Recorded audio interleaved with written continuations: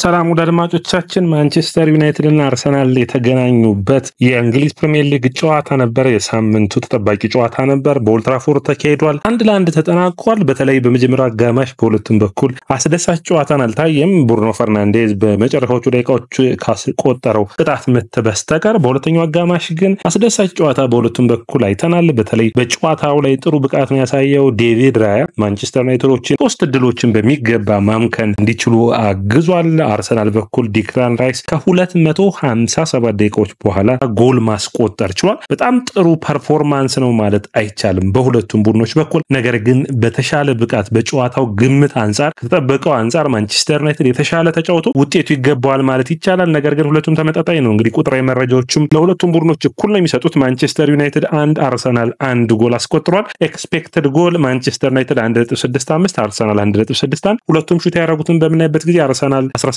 ሹቶችን አድርጓል። ነገር ግን ኦን ታርጌት 6 ነው። ማንቸስተር ዩናይትድ ከ10 ሹቶች 6 ኦን ታርጌት ነው። አርሰናል 68% ኳስ ተቆጣጥሯል። ማንቸስተር ዩናይትድ 32%። እንግዲህ ስካይ ስፖርት የጨዋታው ኮከብ ብሎ ዲክላን ራይስን መርጦታል። በእናንተ እይታ የጨዋታው ኮከብ ማን ነበር? ዲክላን ራይስ ወይስ ብሩኖ ፈርናንዴዝ? ማንን ትላላችሁ? ወይስ ዴቪድ ራያ? ኮሜንት መስጫ ቦክስ ላይ አስቀምጡልኝ። ስለ ጨዋታው የምታስቡትን ምን ታስባላችሁ? ከዛ ውጭ አስተያየታችሁን ታስቀምጡልን ፈልጋለሁ። ወደ 20 ሺህ የምናደርገውን ጉዞ አድማጮቻችን ኮሜንት፣ ላይክ፣ ሼር፣ ሰብስክራይብ ማድረጋችሁን አትርሱ። እንግዲህ አድማጮቻችን ጨዋታው በጣም ይጠበቅ ነበር።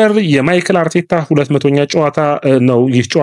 ከዛ ውጭ በሚገባ በፕሪሚየር ሊጉ ላይ ጥሩ ብቃት ላይ የሚገኘው ሊቨርፑል በ70 ነጥብ ፕሪሚየር ሊጉን እየመራ ስለነበር አርሰናል የነጥብ ልዩነቱን ከሊቨርፑል ጋር ያለውን ማጥበብ ይችላል የሚል ጥያቄ ነበር። ነገር ግን ከዛ ሳይሆን ከዚህ በተቃራኒው ነው በጨዋታው ላይ ታየው። በተለይ በመጀመሪያው አጋማሽ መድፈኞቹ ኳሱን ተቆጣጥረው ይጫወቱ ነበር። ዩናይትድ በተሻለ ተከላክሏል። አርሰናል እድሎች ቢሰጡትም ያላጥቂ በጣም ይቸገራል።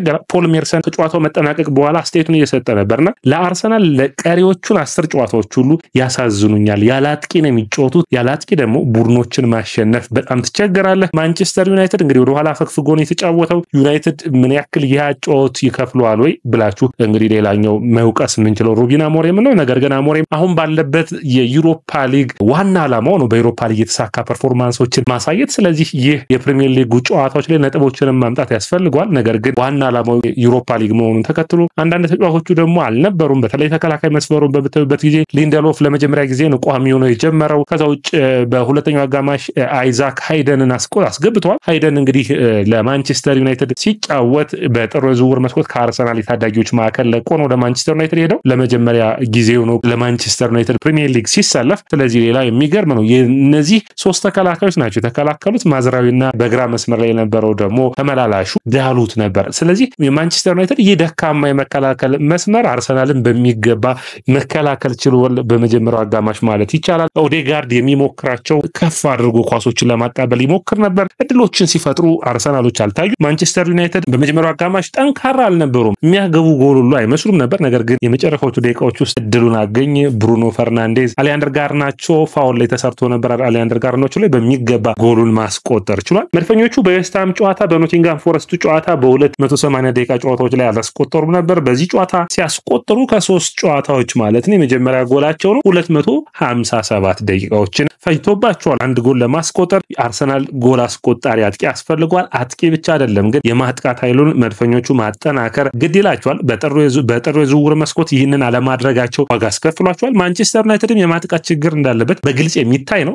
ምንም ጥያቄ የለውም። ራስመስ ሆይሉንድ ተቀይሮ ገብቶ ያደረጋቸው ሩጫዎች የዘርክዚ ሩጫዎች የተሻለ አጥቂ ሁለቱም ቡድኖች እንደሚፈልጉ ያሳያል። ነገር ግን ማንቸስተር ዩናይትድ መከላከሉ ላይ አተኩሮ እየሰራ ስለነበር ማጥቃቱ ያን ያክሉን አልታየም። ነገር ግን ብሩኖ ፈርናንዴዝ በተለይ ከአማካኝ እየተነሳ የሚያደርጋቸው ሩጫዎች ለአርሰናል ዋጋ እና ከፍ ያለ ሩጫዎችን ሲያደርግ እንዲሁም ዋጋ የሚያስከፍሉ ነው ድሎችን ሲያገኝ ይታይ ነበር። በተቃራኒው በአርሰናል በኩል ኦዴጋርድ የተለዩ ሩጫዎችን ማጥቃት ኃይሉ ላይ ሲያግዝ አይታይም ነበር። በኔ እይታ ኦዴጋርድ ደካማ ብቃቱን ያሳየበት ጨዋታ እንደነበር የሚታወቅ ነው። ከዛ ውጭ እንግዲህ ስለ ብሩኖ ፈርናንዴዝ ወቅታዊ ብቃት ማውራት ያለብን ሰዓት ነው። በሁለቱ ቡድኖች መካከል በ10 ቁጥር ሚና የሚጫወቱትን ብሩኖ ፈርናንዴዝና ማርቲን ኦዴጋርድን ስናይ ኦዴጋርድ አሁንም ቢሆን ከኳስ ጋር ከጉዳት በፊት የነበረውን ኦዴጋርድ እያየን አይደለም። ፍጥነቱ የለም። የለም። ፕረስ የሚያደርግበት አቅሙ ቀንሷል። እንግዲህ በሳምንቱ አጋማሽ በአውሮፓ ቻምፒዮንስ ሊግ ወደ ፒኤስቪ ወይም ኔዘርላንድ ሄደው አቅንተው መጫወታቸው የሚታወስ ነው። የዛ ድካም ይሁን አርሰናል ጠንካራ እንዳልነበር በጣም ይታያል። ፍጥነት የለም። በካውንተር አታክ መጫወት አልቻሉም። በማጥቃትም መጫወት አልቻሉም። ስፔሶችን ማግኘት አልቻሉም። ያንን ተከትሎ ኦዴጋርድ በደንብ እየተጫወተ አልነበረም። ኤክስትራ ተቾችን ያደርጋል። ተማሪ ንክኪዎችን ኳሱን ያንን ተከትሎ በጣም ፕረስ ይደረጋል።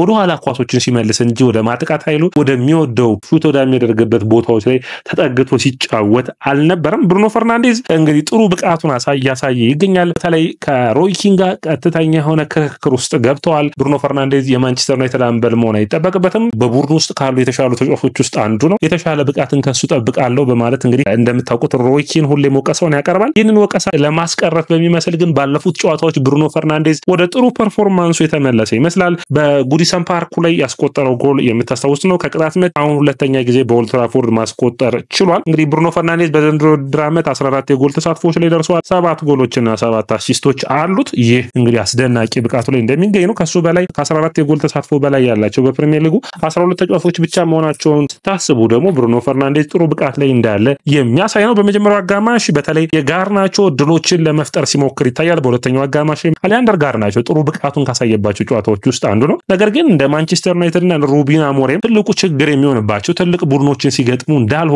በዘንድሮ ውድድር ዓመት በግልጽ አሳይተዋል። ወደ አንፊልድ ሮድ ሄደው ሊቨርፑልን በሚገባ ፈትነውት ነበር። ነገር ግን ያ ቡድን አትሊስት ጠንከር ያለ የማንቸስተር ዩናይትድ ቡድን እንደነበር የምታስታውስ ነው። ማጓየር ነበር ከተከላካይ ክፍሉ፣ ከአማካይ ክፍሉ ጋርቴ ነበር፣ ከአጥቂ ክፍሉ አማድ ዲያሎ፣ ኩቢሜኖ ነበሩ። ስለዚህ 5 እና 6 ተጫዋቾችን አጥቷል።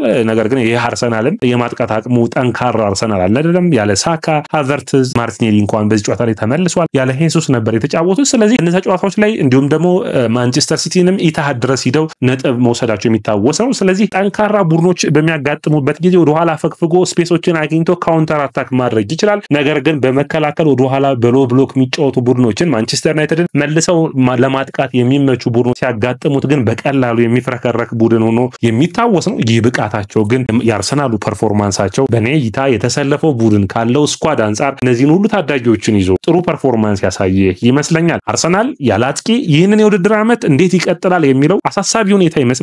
ምክንያቱም አርሰናል አጥቂዎች ያስፈልጉታል። በአጥቂ መስመር ላይ ማርቲኔሊ ተቀይሮ ገብቶ እንኳን ለውጦችን ሲያመጣ አይታይም። ለምን ማርቲኔሊን ማይክል አርቴታ በአጥቂነት ለምን እንደማያጫውተው። ሁለተኛ ደግሞ የኢታን ንዋሪ ተቀይሮ መውጣት ለቡድኑ አሳሳቢ የሆነ ከጨዋታ ወደ ጨዋታ መጥቷል። ኢታን ንዋሪ የተሻለ የቀኝ መስመሩ ላይ መሰለፍ የሚችለው አርሰናል ተጫዋች እሱ ብቻ ነው። እድሎችን ከሆነ ነገር መፍጠር የሚችለው ኢታን ንዋሪ ነው ብዬ አስባለሁ። ነገር ግን ኢታን ንዋሪን ቀድሞ ቀይሮታል። ያው የፊትነስም ችግር በአውሮፓ ጨዋታም ተጫውቶ ስለመጣ ገና እንግዲህ ስለሆነ ያንን በማይክል አርቴታ መፍረድ ትንሽ አስቸጋሪ የሚሆን ይሆናል። እንግዲህ ቅጣት ምቱ ሲመታ ትንሽ አወዛጋቢ የሆነ መረጃ አለ። በጨዋታው ላይ እንግዲህ ኤአዩ እንደለካው በለካው ልኬት መሰረት ወደ 11.2 ያርድ ነው የአርሰናል ተከላካይ መስመሮች የተሰለፉት። ያንን ተከትሎ አርሰናል ኖርማሊ የሚፈቀደው ዳኛው 10 ያርድ ነው የሚፈቀድላቸው። ያ ማለት 10 ጫማ ማለት ነው፣ ያርድ የምንለው ማለት ነው። ያንን ተከትሎ አርሰናል መሆን የነበረበት የተሻለ ፐርፎርም ማድረግ የሚችሉበትን ለክተው ማድረግ የሚጠበቅባቸው ነበሩ። ያንን አላደረጉም። ወደ ኋላ መመለሳቸውን ተከትሎ ብሩኖ ፈርናንዴዝ ፓወር ያለው ኳስ ነው ሹት ያደረገው። ዴቪድ ራያም ትንሽ ሸሽቶ ነበር። ያንን ተከትሎ በሚገባ ማስቆጠር ችሏል። ራያ ቦታውን መሸፈን ይጠበቅበት ነበር። ነገር ግን ግድግዳው ወይም ለመከላከል የቆሙት በደንብ ይነሳሉ ብሎ ነበር። ወደ ቦታው ስለራቁ ግን ብሩኖ ፈርናንዴዝ በሚገባ ማስቆጠር ችሏል። የብሩኖ ፈርናንዴዝ ቴክኒክም እዚህ ጋር መነሳት ያለበት ይመስለኛል። በአጠቃላይ ግን በጨዋታው ላይ የአርሰናል የማጥቃት ችግር ብቻ ሳይሆን አርሰናል ዶችን የሚፈጥር ተጫዋችም እንደሚያስፈልገው ይህ ጨዋታ የሚያስገነዝብ ነው። ከሁለት ዓመት በፊት እንደዚህ አይነት ችግሮች እንደነበሩበት አርሰናል የሚታይ ነበር። ተቀያሪዎች ግን ነበሩት። ለምሳሌ አማካይ መስመሩ ላይ ኦዴጋርድን የሚቀይሩ ስሚዝሮ ነበር። በአምና ደግሞ ታቻምናም ፋቢዮ ቪዬራ ነበር። ጥሩ እንቅስቃሴዎችን ማድረግ የሚችል ማጥቃቱን ማገዝ የሚችል ተጫዋች ነበራቸው። አሁን ግን ይህንን ተጫዋች ሁለቱም ተጫዋቾች የሉትም። ኑዋሪም በመስመሮች ነው የሚጫወተው። ስለዚህ ኦዴጋርድን የሚተካ ተጫዋች የለም። ያንን ተከትሎ ኦዴጋርድ እስከ መጨረሻው ደቂቃ ድረስ ይጫወት ነበር። ነገር ግን በሙሉ ብቃቱ ላይ እንዳልሆነ በግልጽ የሚታይ ነው። በአርሰናል በኩል እንግዲህ ተቸግረው እንኳን ቴሬኒንና ማርቲኔሊን ነው ቀይረው ያስገቡት። የሊዩስ ስካሊ ቅየራ ልቡ ጨዋታው ላይ የሆነ ነገር ለመፍጠር እንደሚሞክር ያሳያል። ስካሊ አሁንም እዚህ ቡድን ውስጥ በአማካኝ መስመርም ቢሰለፍ በግራ በግራ መስመርም ቢሰለፍ ቡድኑ ጥንካሬን የሚሰጥ ተጫዋች እንደሆነ ከጨዋታ ወደ ጨዋታ እያሳየ ይገኛል። የዩናይትድ ተጫዋቾች ራሳቸውን ያቀረቡበት መንገድ በተለይ በመጀመሪያው አጋማሽ ደካማ ነበር። በሁለተኛው አጋማሽ ግን በጣም የተለወጠ ማንቸስተር ዩናይትድ አይተናል። የተለወጠው በጨዋታው ላይ በጣም ተጽዕኖ የፈጠረው ግን ናስር ማዝራዊ ነው። ማቲያስ ደሊትና ናስር ማዝራዊ በሚገባ መልኩ አርሰናልን የግራ መስመር ማጥቃትን በሚገባ አልፈው በጣም እድሎችን ሲፈጥሩ ይታይ ነበር። በተደጋጋሚ የአርሰናልን የግራ መስመር የመከላከልን በሚገባ ፈትነውት ውጤታማ ማድረጓል። እድሎችን ፈጥረው ይታይ ነበር። አሊያንደር ጋርናቾ የፈጠረው ከዛ ውጭ ናስር ማዝራዊ ሁለት እድሎችን ፈጥሮ ነበር። ሁለቱንም እድሎች እንግዲህ ዴቪድ ራያ በአስደናቂ ብቃት ነው አንዱ ሹት ተደረገ ሎጮውን በሚዘጋበት መልኩ ኳሷ ዲፍሌክት ሆነች ተመልሶ መጥቶ ነው ያዳነው። እንግዲህ አርሰናልን አንዱ ነጥብ ከኦልድ ትራፎርድ ይዞ እንዲወጣ ያደረገች አጋጣሚ ነበረች። ኦናና የተለየ ብቃቱን አላየንም። ነገር ግን የዲክላን ራይስንም ኳስ ማስቀረት የሚችል መስሎ አልታየኝም። በሚገባ ነው ራይስ ቦታውን አይቶ ማስቆጠር የቻለው። እንግዲህ ዝም በሉ ለሚል የደስታውን ሲገልጽ ይታይ ነበር። ከኦልድ ትራፎርድ ካሉ ደጋፊዎች ጋር የተለየ ከማንቸስተር ዩናይትድ ደጋፊዎች ጋር ምንም አይነት ጥል የለብኝም የጨዋታ ቴምፖ ነው በማለት ዝም በሉ የሚለው ምልክት ከወጣ በኋላ አስተያየቱን ሰጥቷል። እንግዲህ አርሰናል እንደ ቡድን ያለበት ችግር ማንም ግራ የማያጋባ መፍትሄ የሚያስፈልገው ጉዳይ ነው። በሚቀጥለው ውድድር ዓመት አዲሱ ስፖርቲንግ ዳይሬክተራቸው አሁን ጫፍ ላይ የደረሰው አንድሬ በርታ ይህንን ስራ መስራት የሚጠበቅበት ይሆናል። ትልቅ አጥቂዎችን ማምጣት፣ የመስመር ላይ የሚጫወቱ ተጫዋቾችን ማምጣት፣ አማካይ ክፍሉን ማደስ በአርሰናል በኩል የሚያስፈልግ ነው። እንግዲህ ዲክላን ራይስ ራስመስ ሆይላንድ ላይ የወረደው ታክልና ጎል ያስቆጠረበት መንገድ ነው የጨዋታው ኮከብ ያስባለው። በተለይ ታክል የወረደበት መንገድ በጣም አስገራሚ ነበር። ራስመስ ሆይላንድን የሚገባ ነው መከላከል የቻለው። የሚደነቀው ሆይላንድ አሁን የድሮ ራስመስ ሆይላንድ ሆኖ በጨዋታዎች ውስጥ እያየ ነው አይደለም። ዛሬ ተቀያሪ ላይ ነው የነበረው። ያው መከላከሉን ስለመረጠ ሩበን አሞሪም ትንንሽ ቡድኖችን ሲገጥም ግን ሆይላንድና ዘርክዚ በሚገባ ሁለቱም ያጠቃሉ። ሁለቱም እድሎችን ሲፈጥሩ ጎሎችን ለማስቆጠር ሲሞክሩ ይታያል። እንግዲህ ስኬታማ ለመሆን ማንቸስተር ዩናይትዶች ሲጥሩ የሚታይ ነው። በጨዋታው ላይ ማንቸስተር ዩናይትዶች ቀይሮ ያስገባቸው ተጫዋቾች ራሱ ጥሩ ፐርፎርም አድርገዋል። ነገር ግን ማንቸስተር ዩናይትድ በመጀመሪያው አጋማሽ ፍጥነቱን ሲቸግረው ይታይ ነበር። የካዝሜሮና የኤሪክሰን በተለይ ጋርናቾና ዘርክዚ ብቻቸውን ማጥቃቱን ሲሞክሩ ይታይ ነበር። የማጥቃቱና መከላከሉ ሲነጠል ነበር። ሁለተኛው አጋማሽ የተሻለ ፐርፎርም አድርገዋል። በማጥቃቱ በኩል አርሰናልን ወደፊት ጠጋ ብለው ፕረስ ማድረግ ችለዋል። የአማካይ ክፍሉ በሚገባ ሲቸገር አይታየም። ማንቸስተር ዩናይትድ ሶስት ተከላካዮች መኖራቸውን ተከትሎ የማንቸስተር ዩናይትድ የአማካይ ክፍል ቁጥራቸው ያንሳል። ስለዚህ በቀላሉ ፕረስ ይደረጋሉ። በሁለተኛው አጋማሽ ግን አርሰናልን ወደፊት ጠጋ ብለው በሚገባ ፕረስ አድርገው የፈጠሩት ድሎችና አጋጣሚዎች እንደነበሩም በጨዋታው ላይ የታየ ነው። የማንቸስተር ዩናይትድ የደጋፊዎች ተቃውሞ ይህንን በሚመለከት እንግዲህ በነገው ፕሮግራማችን አንድ ፕሮግራም እንሰራ ይሆናል። የማንቸስተር ዩናይትድ የማጥቃት የተቃውሞ ሁኔታ ምን ይመስላል የሚል ነገር ግን ባጭሩ እስኪ አንዳንድ ሁኔታዎችን እናቅርብ። ቶልጌት ከሚባል የእግር ኳስ ማያ ሀብ ውስጥ ነው የጀመረው ተቃውሞ ከዛ ተነስቶ በሙኒክ ተነል አልፎ ወደ ኦልድ ትራፎርድ የሚያቀና ነበር። ጥቁር ልብስ ለብሰው ነው የማንቸስተር ዩናይትዶች ይህንን ተቃውሞ ያሳዩት። ግሌዘር አውት የሚልና ማንቸስተር ዩናይትድ የኛውን ቡድን መልሱልን የሚል ነው ሰላማዊ ሰልፉ ላይ የታየው። ይህ እንግዲህ ከፍተኛ የሆነ ተቃውሞ የታየበት ነበር። ሰር ጂም ራትክሊፍ ቡድኑን እንዲለቁ ይፈልጋሉ። 1 ቢሊየን ማንቸስተር ዩናይትድን ሰርቃችሁታል፣ ግሌዘሮች አንፈልጋችሁም፣ ልቀቁልን የሚል ነው። ይህ እንግዲህ ለማንቸስተር ዩናይትድ ደጋፊዎች ትልቅ እንግዲህ የሆነ ነው። ምክንያቱም የተቃዋሚዎች ብዛት ብዙ ነበር። 5000 ደጋፊዎች ናቸው ተቃውሞ የወጡት። ይህ እንግዲህ ጠንካራ ተቃውሞ እንደነበር ያሳያል። በሚቀጥሉት ቀናቶች ውስጥ ማንቸስተር ዩናይትድ ውጤታማ እንዲሆን የሚጠበቅ ነው። ነገር ግን የሰር ጂም ራትክሊፍ የኢኖስ ግሩፕ 450 በላይ ሰራተኞች የደሞዝ ቅናሽ የገንዘብ ቅናሾችን ቢያደርጉም ይህ ነው የሚባል የማንቸስተር ዩናይትድን ለውጥ ያመጣ አይደለም። ከባለፈው ዓመት ደረጃው ዘንድሮም ዝቅ ብለው ይገኛሉ። ምን አይነት ለውጦችን ኢኖስ ግሩፕ ያመጣል? እውነትስ ማንቸስተር ዩናይትድ መታገስ አለበት ወይ? ያ እንግዲህ መታየት የሚጠበቅበት ይመስለኛል። በጨዋታው ላይ እንግዲህ ኦማር በራዲና ሰር ጂም ራትክሊፍ በጨዋታው ላይ ታይተዋል። አብረው ምን አይነት ስራዎችን እንደሚሰሩ እንግዲህ የሚታይ ይሆናል። በተቃራኒው የአርሰናል በኩል ደግሞ ደጋፊዎቹ ማይክል አርቴታ እንዳለው በቡድኑ ላይ እምነት ሊኖራቸው ይጠበቃል። ባለቤቶቹ እኛን ለመደገፍ ይፈልጋሉ የሚል ነው። እንግዲህ ለአርሰናል ደጋፊዎች ትንሽ አስቸጋሪ የሚያደርገው አንድሬ በርታ የአትሌቲኮ ማድሪዱ ስፖርቲንግ ዳይሬክተር በፒኤስጂ በብዙ ሁኔታ የሚፈለግ ስፖርቲንግ ዳይሬክተር ነው። ወደ አርሰናል ለማምጣት ሙሉ በሙሉ ጨርሰዋል። ፋብሪዚዮ ሮማኖና ዴቪድ ኦርነስቴን ተናግረዋል። በሚቀጥለው ሳምንት የአርሰናል ስፖርቲንግ ዳይሬክተሩ ነው የሚመጣ ይሆናል። ከባድ ስራን ይጠብቀዋል። ያ እንግዲህ በአርሰናል ውጤታማ ይሆናል ወይ የሚለው እንግዲህ የሚጠበቅ ነው የሚሆነው። ውደድማቻችን በዚህ ጨዋታ ላይ እንግዲህ ያንዳንዱ ተጫዋቾች ምን ብቃታቸውን አሳዩ የሚለውን እንግዲህ በጨረፍታ በማንቸስተር ዩናይትድ በኩል ግብ ጠባቂው ኦናና ይህ ነው የሚባል ትልቅ ስህተትም አልሰራ። ጨዋታው ላይ የጥሩ የተለየ ፐርፎርማንሱንም አላየንም። ማቲያስ ደሊትና ናስር ማዝራዊ ማንቸስተር ዩናይትድ በኩል የተለየ ብቃታቸውን አሳይቷል፣ ብሩኖ ፈርናንዴዝን ጨምሮ። ሊንደሎፍ በመጀመሪያ ፕሪሚየር ሊግ ጨዋታውን በውድድር ዓመቱ መጀመሩን ተከትሎ የተሻለ ጥሩ ብቃቱን አሳይቷል ባይነኝ። ሌኒሮ የጉልበት ጉዳት አጋጥሞት ነው የወጣው። አይዛክ ሃይደን ጥሩ ፐርፎርማንስ ነው። ለመጀመሪያ ጊዜ ለማንቸስተር ዩናይትድ የተጫወተ አይመስልም። የማንቸስተር ዩናይትድ ደጋፊዎች የተለየ ብቃቱን አይጠብቁም ነበር፣ ነገር ግን ጥሩ ፐርፎርም አድርጓል በጨዋታው ላይ። በኔይታ ዲያጎ ዳሎት የሆኑ ያክል ስህተቶች በስተቀር ሙሉ ጥሩ ፐርፎርማንስ አሳይቷል። ካዝሜሮ አሁንም ለዚህ ቡድን ልምዱን እያካፈለ ይገኛል። ጥሩ ፐርፎርማንስ ነው።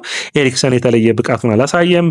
ዘርክዚ ጥሩ ፐርፎርማንሱን አይታይቷል። ጋርናቾና ዘርክዚ ሩጫዎች ነበሩ አስፈላጊ የሆኑ። ብሩኖ ፈርናንዴዝ ጥሩ ብቃቱን አይተናል። ከዛ ውጭ እንግዲህ በአርሰናል በኩል ዴቪድ ራያ ግብ ጠባቂ ሆኖ ጀምሯል። ካላፊዮሪ፣ ገብርኤል ሳሊባና እንዲሁም ደግሞ በአርሰናል በኩል ቲምበር ነው። ቲምበር ማጥቃቱን የመራበት መንገድ በጣም ጥሩ ፐርፎርማንስ እንደነበር በግልጽ የሚታይ ነው። ቲምበር በመስመሮች መካከል ድሉ ሲፈጠር ወደኋላ ባክፓስ አድርጎ እሱ ነው ሹት የተደረገውን ኳስ ዲክላን ራይስ ያስቆጠረው። ለዲክላን ራይስ ኳስ አሲስት ያደረገበት መንገድ ቲምበር ጥሩ ፐርፎርማንስ ነው የሚባለው። ሳሊባ፣ ገብርኤል፣ ካላፊዮሪ ጥሩ ነበሩ። ካላፊዮሪ ግን በመጀመሪያው አጋማሽ የሰራቸው ስህተት አሁንም ይህ ተጫዋች የግራ መስመር ተከላካይ እንዳልሆነ የሚያሳይ ነው። ራይስ እና ፓርቲ በአማካይ መስመር ፓርቲ ዛሬ ጥሩ ቀን አሳልፏል ለማለት የሚቻል አይመስለኝም። ኦዴጋርድም ደካማ ነበር። ትሮሳርድ፣ ሞሬኖ እና ኢታን ኑዋሪ የማጥቃቱ ክፍል ከአርሰናል የመከላከል ክፍሉ ብቻና ጠባቂው ዴቪድ ራያ ጥሩ እንቅስቃሴን አድርጓል። የመጀመሪያው ክሮስ ላይ ስህተቶችን እንደሰራ በግልጽ የሚታይ ነበር። ነገር ግን በሁለተኛው አጋጣሚ ግን በሚገባ እንግዲህ በሁለተኛው አጋማሽ ሲከላከል ይታይ ነበር። በአጠቃላይ ውደድማቻችን ስለ ጨዋታው ያለን ሀሳብ ይህንን ይመስላል። እናንተ ስለ ጨዋታው ምን አሰባችሁ? ኮሜንት መስጫ ቦክስ ላይ አስቀምጡልኝ።